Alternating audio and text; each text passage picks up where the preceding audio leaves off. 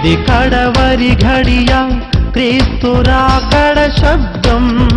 ఇది ప్రియులారా, అందరికీ వందనాలు.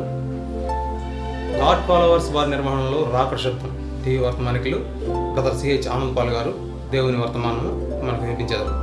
వాక్యాన్ని విని మీరు ఆత్మీయ మేలు పొందాలని కోరుకుంటున్నాం. మంచిది. ప్రియులారా, అందరికీ వందనాలు. దేవుని కృప వలన, దేవుని శక్తి వలన ఈ సమయంలో ఇక్కడ చేరి దేవుని మాటలు అందించడానికి ఆయన చూపిస్తున్నటువంటి ఆయన కృపకై దేవునికి నా కృతజ్ఞతాస్తుతులు చెల్లిస్తున్నాను. అదేవిధంగా ఎంతో ప్రేమతో దేవుని వాక్యాన్ని వినటానికి సిద్ధంగా ఉన్నటువంటి మిమ్మల్ని కూడా దేవుడు అన్ని విషయాల్లో ఆదరించాలని, తన కృప చూపాలని కోరుకుంటున్నాను. గాడ్ ఫాలోవర్స్ ఆధ్వర్యంలో రాకడ శబ్ద నినాదంతో ప్రతి వారం అనేకమైనటువంటి నూతన అంశాలని మీరు గమనిస్తున్నారు. కాబట్టి ఈ వారం కూడా దేవుడు మనకు అందించే ఒక అమూల్యమైనటువంటి శక్తివంతమైనటువంటి వాక్యం నిమిత్తం మనం ధ్యానం చేసుకుందాం పిల్లరా. కాబట్టి మనం ఈరోజు చెప్పుకునే వాక్య భాగాన్ని గమనించే ముందు మనం పరిశుద్ధ గ్రంథముల నుంచి అపోస్తల కార్యములు 1వ అధ్యాయము 6వ వచనాన్ని చూద్దామండి.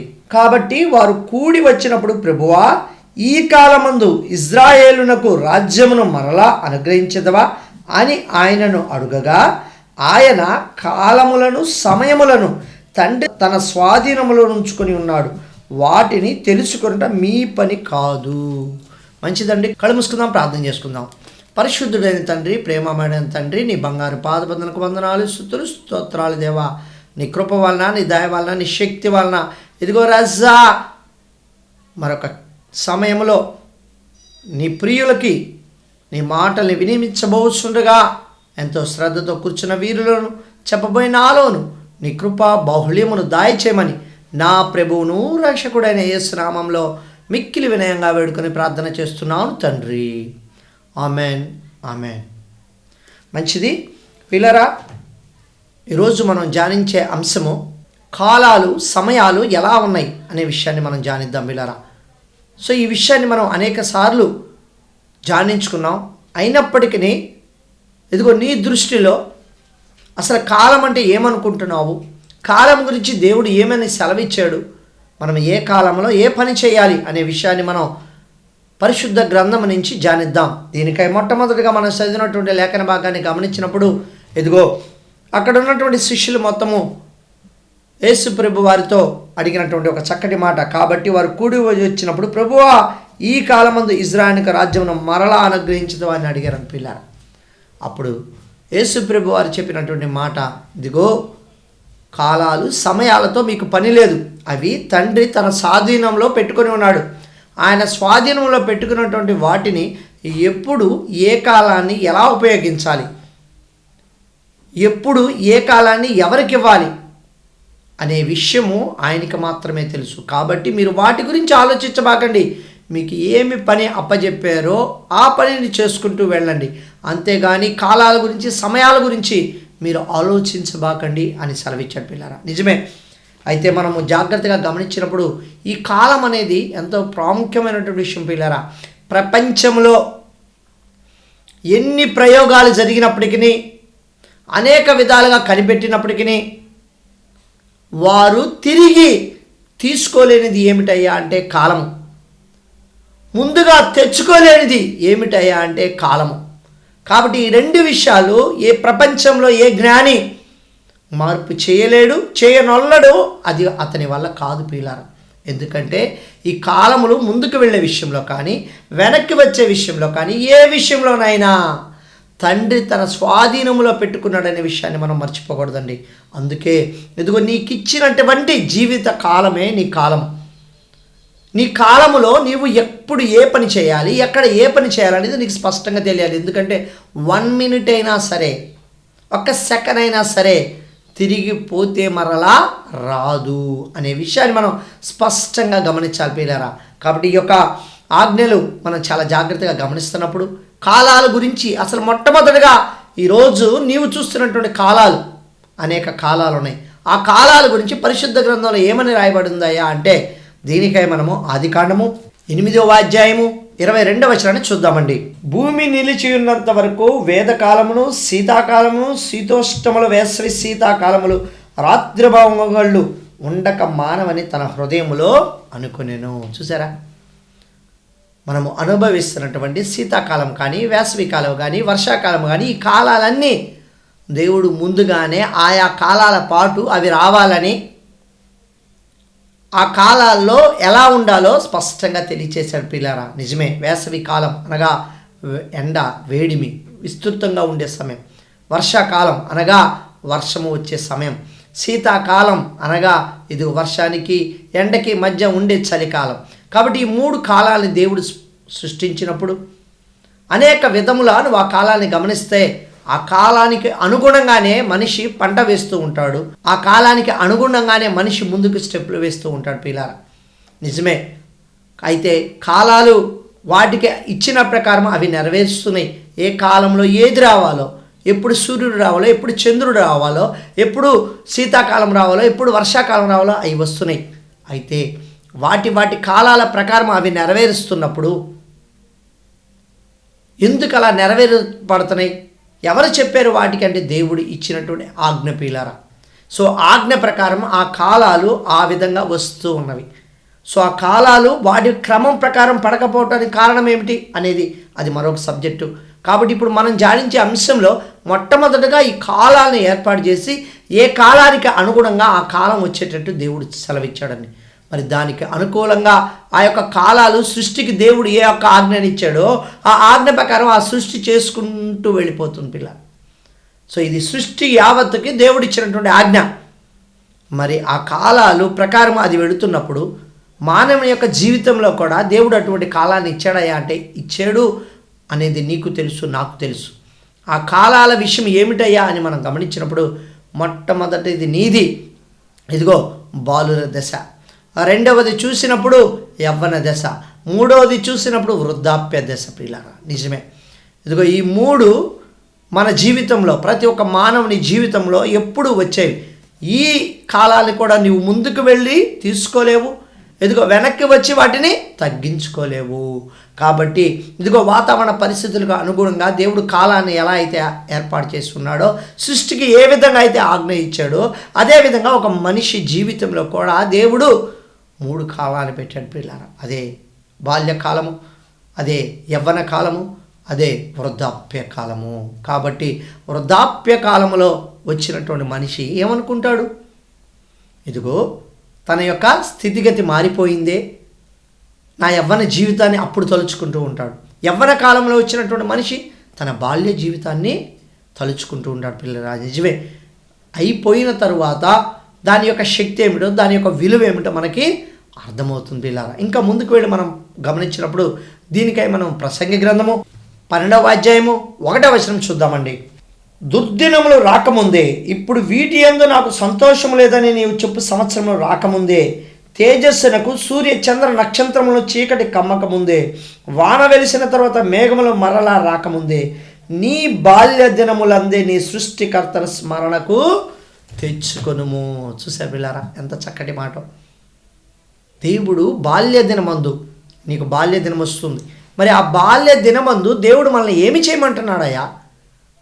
శీతాకాలానికి ఇచ్చినటువంటి ఆజ్ఞ ఏమిటి, వర్షాకాలానికి ఇచ్చినటువంటి ఆజ్ఞ ఏమిటి, వేసవి కాలానికి ఇచ్చినటువంటి ఆజ్ఞ ఏమిటి అని మనం పరిశీలిస్తే వాటికి ఇచ్చినటువంటి ఆజ్ఞ ప్రకారం అవి ఎప్పుడు ఎలా రావాలో అక్కడ అనుకున్నట్టు చేస్తున్నప్పుడు నీ జీవితానికి కూడా కావలసినటువంటి ఈ కాలాలని దేవుడు అనుగ్రహించి ఉన్నాడు. మరి దేవుడు అనుగ్రహించినప్పుడు ఈ కాలాల్లో నువ్వేం చేస్తున్నావు? నీ యొక్క 3 దశలు, అది బాల్య దశ, ఇదిగో యవ్వన దశ, వృద్ధాప్య దశ. మరి బాల్య దశ యందు దేవుడు అసలు ఏమి చేయమన్నాడు అని మనం గమనిస్తే ఇదిగో నీ బాల్య దినమందే సృష్టికర్తని స్మరణకి తెచ్చుకొనుము అంటున్నాడండి. నిజమే, మరి ఎంతమంది బాలలు, ఎంతమంది బాలురు వారి యొక్క బాల్య దినమందే సృష్టికర్తని జ్ఞాపకము తెచ్చుకునేటట్టు వారి యొక్క తల్లి తండ్రులు వారిని తీసుకువెళ్తున్నారు. చాలా కొద్దిపాటి మందే అనుకోవచ్చండి. ఎందుకంటే ఈ రోజుల్లో ప్రపంచాన్ని చూసినప్పుడు బాల్య దినం యొక్క స్థితిగతి ఘోరాతి ఘోరంగా ఉంటుంది పిల్లరా. మనుషుల యొక్క స్వభావము నీచమైనటువంటి స్వభావముగా ఉంటుంది. ఇదిగో బాల్య దినములందే వారు ఎలా ఉంటున్నారయ్యా అంటే లోకల్ ఉన్నటువంటి ఇంటర్నెట్ విషయంలో మనం చూసినప్పుడు ఇదిగో అనవసరమైనటువంటి డ్యాన్స్, బేబీ డ్యాన్స్ అని అనేక రకాలైనటువంటి ఈ యొక్క నృత్య దృశ్యాలను మనం చూసినప్పుడు ఇదిగో పిల్లలు ఇష్టానుసారంగా డ్యాన్స్లు పాటలతో ఇష్టానుసారంగా బ్రతుకుతున్నారు పిల్లలు. ఏది అసభ్యమైనదో, ఏది మంచిదో, ఏది వారికి జ్ఞానమునిచ్చేదో ఏందో అనేది వారి యొక్క తల్లిదండ్రులు కానీ వారి యొక్క కుటుంబానికి కానీ అర్థం కావట్లేదు పిల్ల.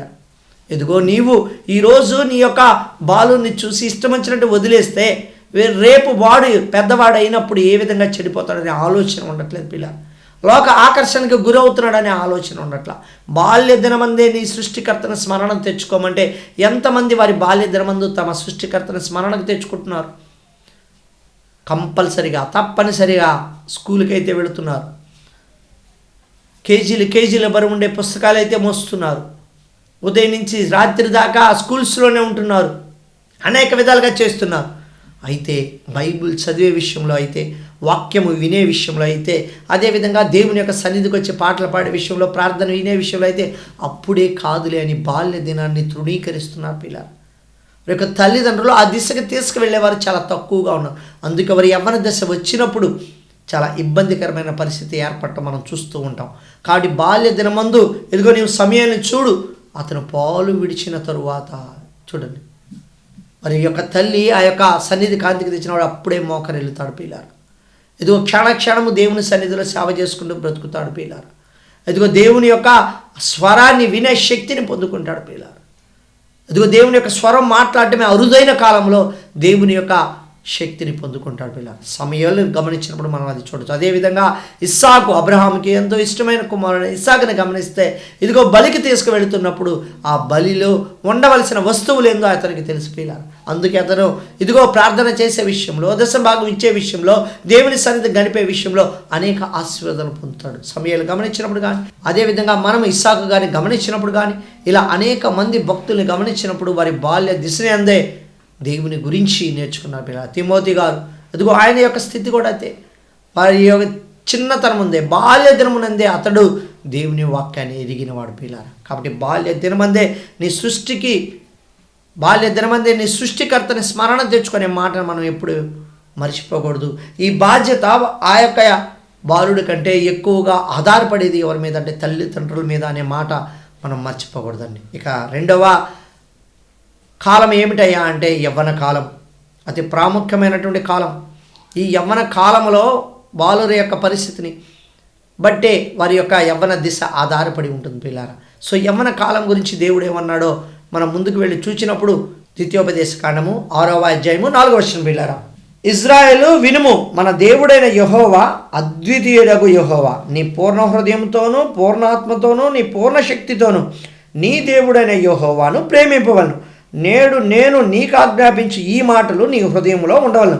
నీవు నీ కుమారులకు వాటిని అభ్యసింపజేసి నీ ఇంట కూర్చున్నప్పుడును, త్రోవన నడుచున్నప్పుడు, పండుకున్నప్పుడు, లేచినప్పుడు వాటిని గురించి మాట్లాడవలెను. చూసారా, ఈ మాటని మీరు చాలా జాగ్రత్తగా ఆలోచన. బాల్య దినమందే సృష్టికర్తని ఎలా స్మరణకి తెచ్చుకోవాలో దేవుడు సెలవిస్తున్నాడండి. ఇదిగో తల్లిదండ్రులకు దేవుడు ఆజ్ఞాపిస్తున్నటువంటి మాటలు. ఇదిగో నీ పిల్లలతో నీవు కూర్చున్నప్పుడును, పడుకున్నప్పుడును, కదులినప్పుడు అనేక విధాలైనటువంటి విషయంలో ఎప్పుడు నీ యొక్క కుమారులు కుమార్తెలతో నీవు ఉన్నప్పుడు చేయవలసిన పని ఏమిటంటే ఇదిగో దేవుని వాక్యాన్ని వారికి జ్ఞాపం చేయి, దేవుని శక్తిని వారికి చెప్పు, దేవుడు అంటే ఏందో తెలియచేయి, ఆయన యొక్క ఆశ్చర్య కార్యాలు ఎలా ఉంటాయో తెలియచేయి, ఆయన ఎందుకు గొప్ప దేవుడో తెలియచేయి, నీకు జరిగిన విషయాన్ని ఆయన వారికి సాక్ష్యంగా చెప్పు. ఆ బాల్యదమ నుంచే వారికి దేవునిలో ఎలా ఎదగాలో, దేవుడు అంటే ఏమిటో వారికి నేర్పించని దేవుడు ఆజ్ఞ ఇచ్చి ఉన్నాడు. మరి ఆజ్ఞని ఈరోజు ఎంతమంది తల్లిదండ్రులు పాటిస్తున్నారు పిల్లలు. అందుకే పెద్దవాడైనప్పుడు ఆ సమయంలో అతనిని గురించి బాధపడుతున్నారు. అదే చిన్నప్పటి నుంచి బాల్యదినమందు నీవు కానీ నేర్పిస్తే ఏ పని చేసేటప్పుడైనా ఎలా ఉండాలో అతనికి అర్థమవుతుందండి. కాబట్టి ఈ బాల్యదినములో ఇలా నేర్పించాలని దేవుడు స్పష్టంగా తెలియచేశాడు.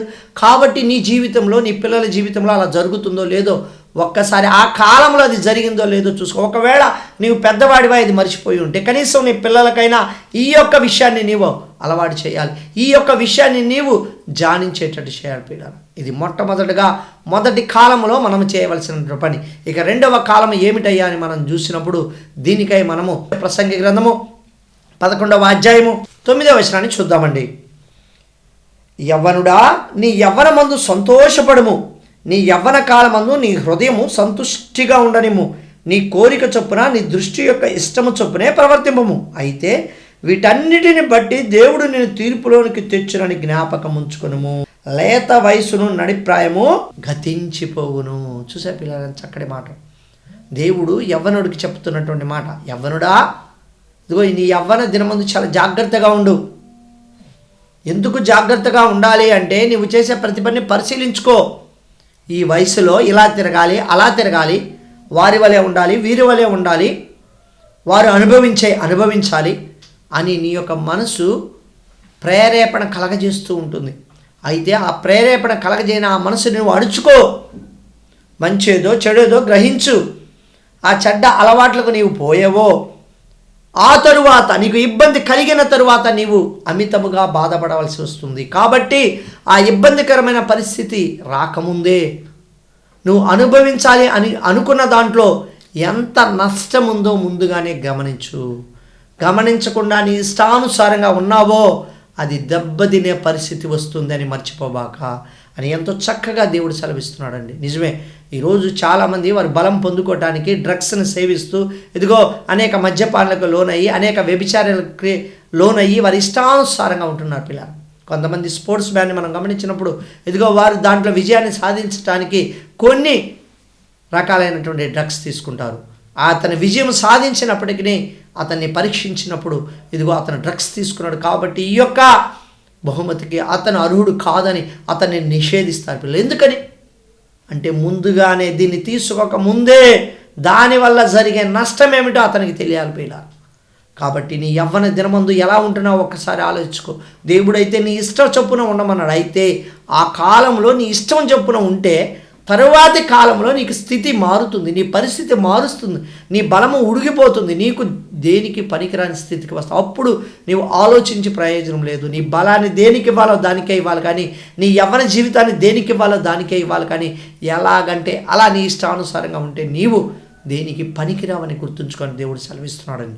కాబట్టి యవ్వన యొక్క స్థితిగతిలో దేవుడు ఆ విధంగా చేయించి ఇంకా ముందుకు వెళ్ళి యవ్వనాల గురించి దేవుడు ఏం చెప్పాడని మనం గమనిస్తే యెషయా గ్రంథము 40వ అధ్యాయము 30వ వచనం చూద్దామండి. బాలురు సొమ్మసిల్లుదురు, అలయుదురు, యవ్వనస్తులు తప్పక తొట్టిల్లుదురు, యెహోవా కొరకు ఎదురు చూచువారు నూతన బలమును పొందుదురు. చూసారా, యవ్వనస్తులకి దేవుని వాక్యం ఏమని సెలవిస్తుందంటే నీ కాలంలో నువ్వు ఎలా ఉండాలని సెలవిస్తుందంటే ఇదిగో బాలురుగా ఉన్నప్పుడు నీలో వాక్యం లేకపోతే నువ్వు ఎలా అంటే సొమ్మసిల్లిపోతావు, యవ్వన తీసుకొస్తావు. ఇప్పుడు నువ్వు తొట్టిల్లటానికి చూస్తావు.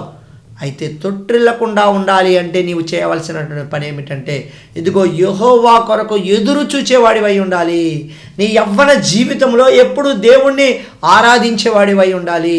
నీ యవ్వన జీవితము ఎప్పుడు దేవుడి కోసం ఇచ్చేవాడివై ఉండాలి.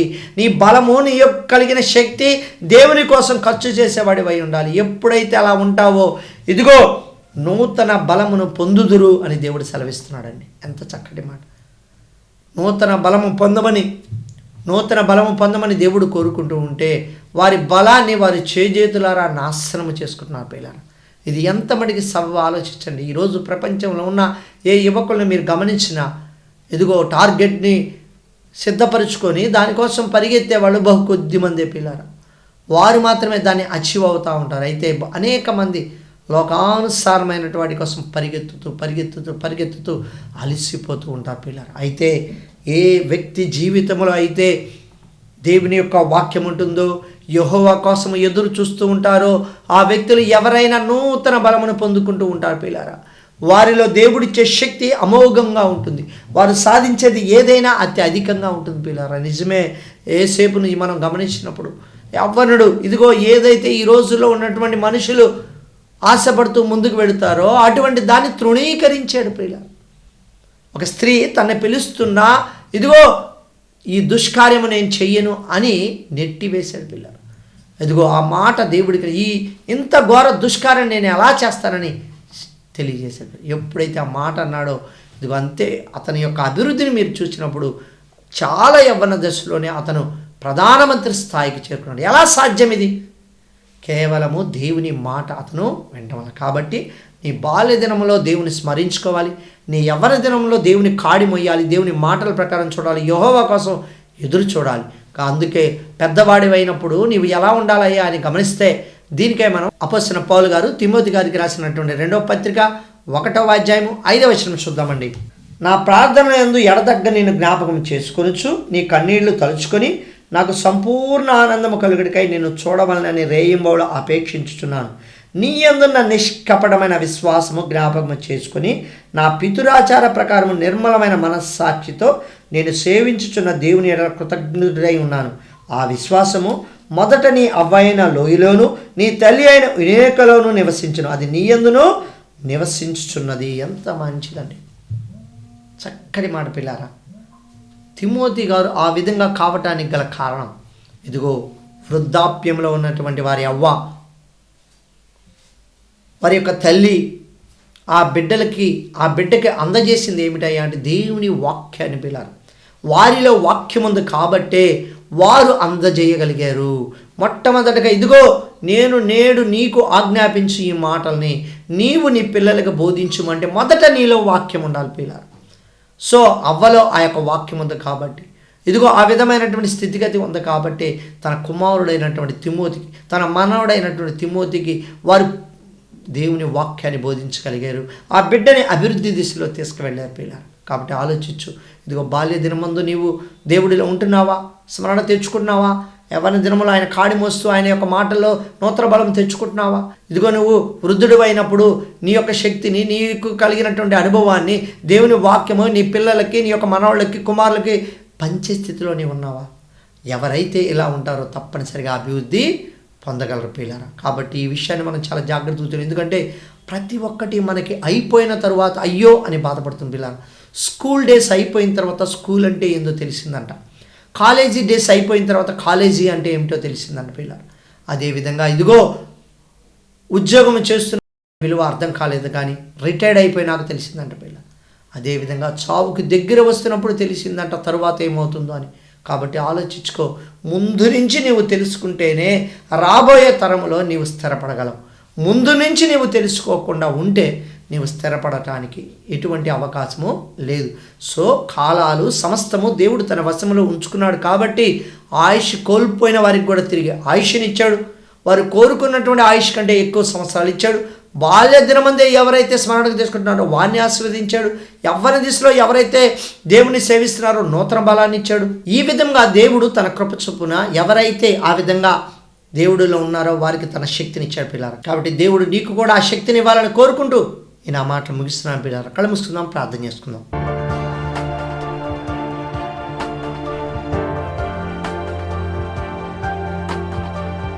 పరిశుద్ధుడైన తండ్రి, ప్రేమమడిన తండ్రి, నీ బంగారు పాదబద్దలకు వందనాలు, స్తుతులు, స్తోత్రాలయ.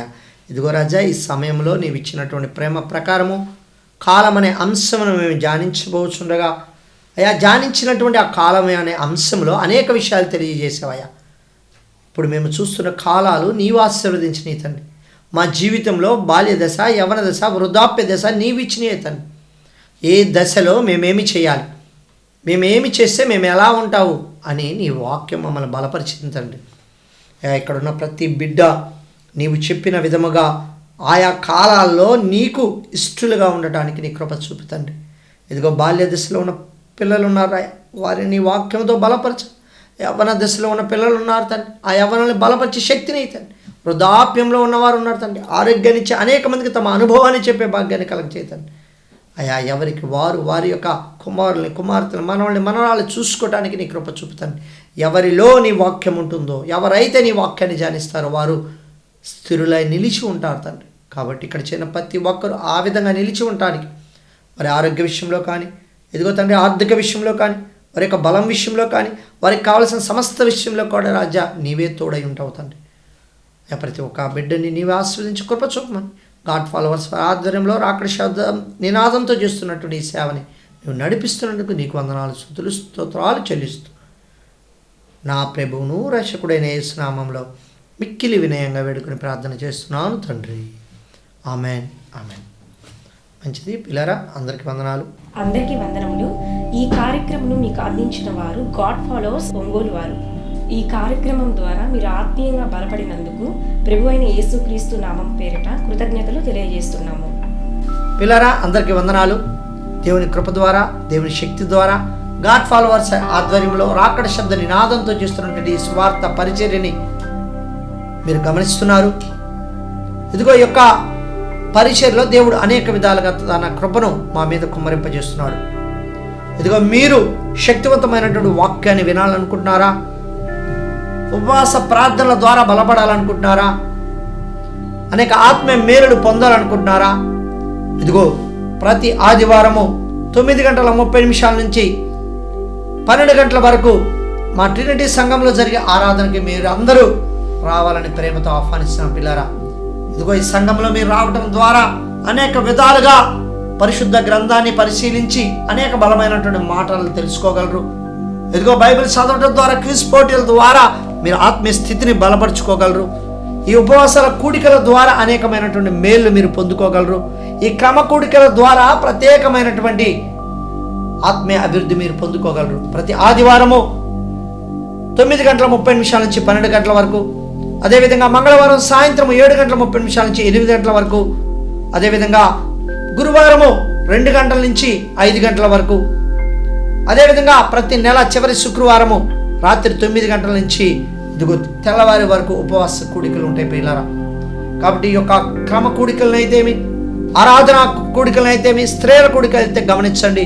తప్పనిసరిగా మా మందిరంలో మీరు వచ్చి ఆత్మీయ మేలు పొందాలని మేము కోరుకుంటున్నాం పిల్లరా. అందరికీ వందనాలు. దేవుని కృప వలన, దేవుని శక్తి వలన గాడ్ ఫాలోవర్స్ వారి ఆధ్వర్యంలో రాకడ శబ్ద నినాదంతో చేస్తున్నటువంటి సేవా పరిచర్య కార్యక్రమాలను గమనించండి పిల్లరా.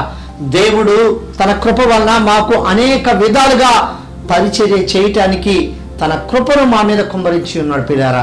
ఇదిగో గాడ్ ఫాలోవర్స్ ఆధ్వర్యంలో రాకడ శబ్ద నినాదంతో చేస్తున్నట్టు సువార్త పరిచర్యని మనం ఒకసారి కానీ పరిశీలిస్తే, మొట్టమొదటిగా అనేక ప్రాంతములకు టీవీ పరిచర్య ద్వారా అనేక మంది ఈ యొక్క టీవీ పరిచర్యని వీక్షించి ఆత్మీయ మేలు పొందటానికి దేవుడు తన కృపను కుమ్మరించి ఉన్నాడు. అనేక ప్రాంతములలో ఈ టీవీ ప్రసంగముల ద్వారా అనేక మంది ఆత్మీయ మేలులు పొందుతున్నారు పిల్లరా. అదేవిధంగా రెండవ పరిచర్య కార్యక్రమాన్ని గమనించినప్పుడు ఇదిగో ద్విమాస పత్రికల ద్వారా ఆత్మీయంగా బలపడే మాటలు, పరిశుద్ధాత్మ ద్వారా అందిస్తున్నటువంటి శక్తివంతమైనటువంటి మాటలు ద్విమాస పత్రిక చదవటం ద్వారా అనేక మంది ఆత్మీయంగా మేలు పొందుతున్నారు. కాబట్టి ఈ విషయాన్ని మీరు గమనించండి. మూడవ పరిచర్యని జాగ్రత్తగా గమనిస్తే ఇదిగో నూతన డివిడీల ద్వారా పాటల్ని విడుదల చేయడం ద్వారా దృశ్య రూపకమైనటువంటి ఈ పాటలలో అనేకమైనటువంటి దృశ్యములు, మనసు, ఆత్మ ఏ విధంగా నిండి ఉండాలి, ఆత్మ ఏ విధంగా అభివృద్ధి అవ్వాలి అని తెలియచేసే అనేక దృశ్య రూపకమైనటువంటి పాటల డివిడీని దేవుడు తన కృప ద్వారా విడుదల చేసి ఉన్నాడు. అదేవిధంగా నాలుగవ పరిచర్య కార్యక్రమాన్ని గమనించినప్పుడు ఈ దినములలో మనం ఎక్కడికి పోయి చూసిన అసభ్యమైనటువంటి పోస్టర్లు, ఇదిగో అసహ్యమైనటువంటి వాళ్ళ పోస్టర్లు మనం చూస్తూ ఉంటాం పిల్లారా. అయితే ఇదిగో నువ్వు కూర్చున్నప్పుడును, పడుకున్నప్పుడును, నడుచున్నప్పుడును ఇదిగో దేవుని యొక్క వాక్యమును చదవాలని దేవుడు చెప్పినటువంటి రీతిగా మా ఈ పరిచర్యలో అనేక ఫ్లెక్స్ బోర్డుల ద్వారా అనేక ప్రాంతములలో ఫ్లెక్స్ బోర్డులను నిర్మించడం ద్వారా ప్రతి ఒక్క వ్యక్తి ఆ యొక్క వాక్యమును చదువుకొని ఆత్మీయంగా బలపడటానికి దేవుడు తన కృపను చూపి ఉన్నాడండి.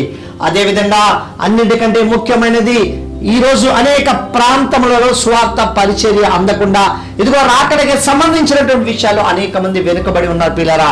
కాబట్టి అనేక గ్రామాలలో, మండలాల్లో దేవుడు మాకు అందించినటువంటి ఈ పరికరముల ద్వారా ఇదిగో మా రాకడ శబ్ద టీముతో అనేక గ్రామాల్లో, మండలాల్లో సువార్త పరిచయం చేస్తున్నాము. ఎక్కడైతే సువార్త అందించలేని గ్రామాలు ఉంటాయో, ఎక్కడైతే సంఘ కాపరి ఆ ప్రాంతంలో వారు సువార్త ఏర్పాటు చేసుకోలేని పరిస్థితిలో ఉంటారో అక్కడ ఉచితముగా దేవుడు మాకు అందించినటువంటి ఈ సామాగ్రి ద్వారా అనేక గ్రామాల్లో, మండలాలు సువార్త పరిచయాన్ని ఏర్పాటు చేసి అక్కడ అనేక మందిని ఆత్మీయంగా బలపరిచి అక్కడ ఉన్నటువంటి సంఘములకు అప్పచెప్పడం జరుగుతుంది. ఇంకా ముందుకు వెళ్ళి చూసినప్పుడు ఈ రోజుల్లో అనేక విధాలుగా పరిశుద్ధ గ్రంథం గురించి ఎంత చెబుతున్నా బైబిల్ చదవని వారు అనేక మంది ఉన్నారు.